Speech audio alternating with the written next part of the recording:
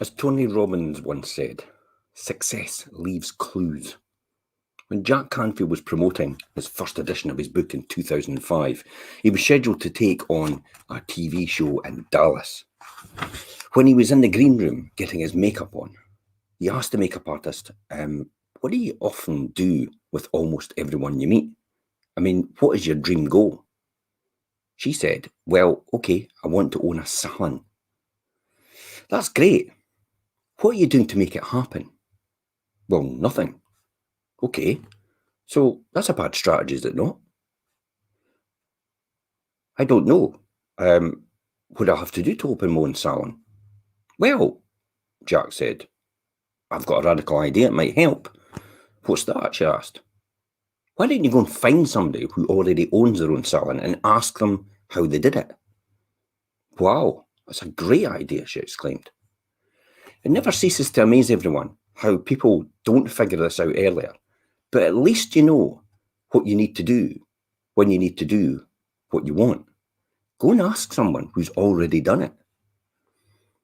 When 43-year-old Australian or Austrian skydiver Felix Baumender decided to break the records for the longest and fastest freefall, he asked retired US Air Force Colonel Jack Kittinger, the previous record holder, who was now 84 years old, to help him break the record that Joe set in 1960.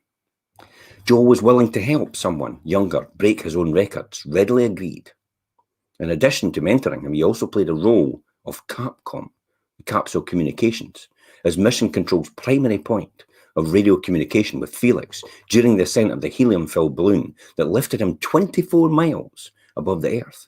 I mean, most people recognize this as the Red Bull moment, where the guy goes all the way up in his spacesuit in a balloon and then free falls and then opens his parachute nearer the ground. That's Felix. So on October 14th, 2012, Ballinger jumped from 24 miles above the Earth for the highest skydive ever, more than 4 miles higher than Kittinger's record-breaking jump of 19.5 miles in 1960.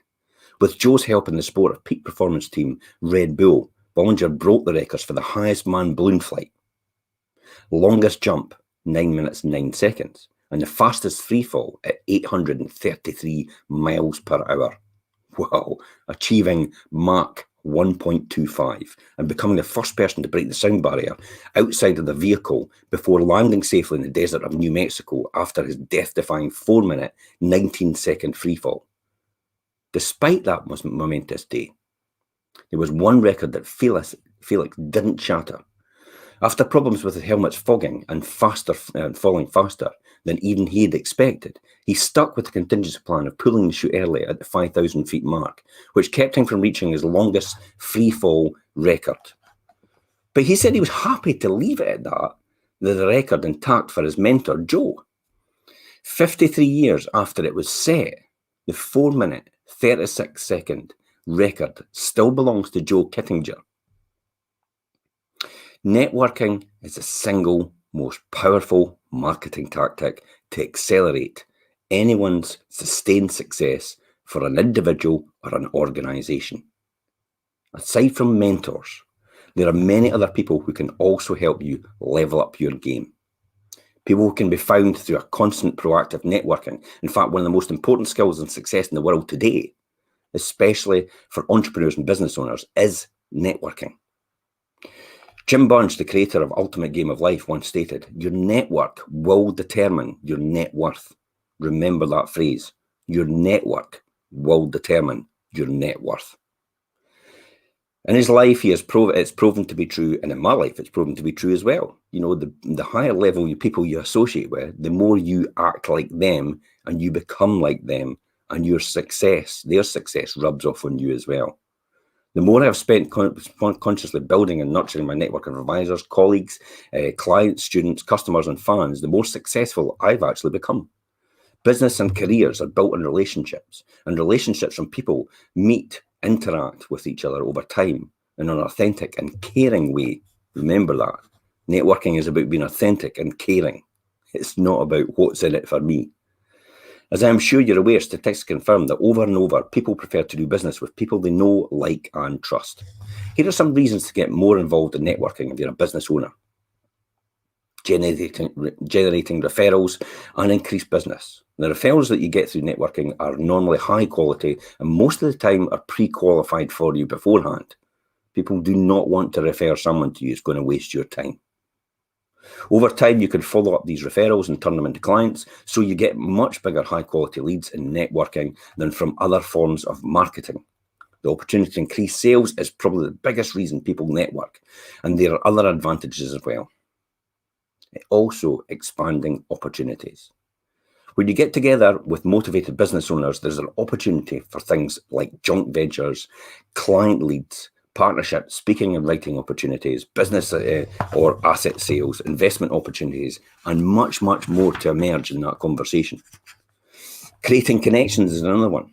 The old adage, it's not what you know, but who you know, is so true in business and in life in general.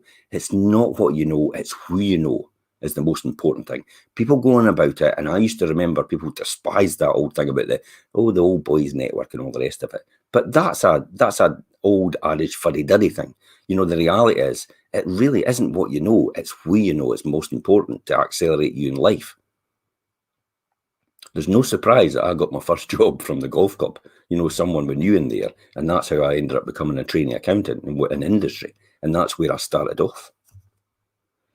If you want to really be successful in business, then you need to have a great source of relevant connections in your network so you can call on them when you need them. Networking will provide you with a great source of connections and really open the door to talk to influential people you might not otherwise be able to connect with. And remember, it's not just about the person you're directly networking with, it's the person that's already have completed the networks that he or she belongs to that you can tap into as well. And as we'll discuss in a moment, it's not just what you know, it's who you know, it's how well you know that each other that counts in this conversation. The next one is obtaining useful advice. Having like-minded business owners to talk to also gives you the opportunity to get advice on all sorts of things related to your business and even your personal life in general. Networking is a great way to tap into advice and expertise that you wouldn't otherwise be able to access. Ask Jack Canfield's friend, Ivan Minster, whom CNN has called the father of modern networking, to share his VCP process of networking with you here, because it addresses one of the major mistakes people make when networking. Ivan is the founder and the chairman of BNI. Now, most people will know BNI now because it's very, very popular right around the world, the Business Network International. The world's largest referral organization with over 170,000 members in almost 7,000 organizations in 55 countries.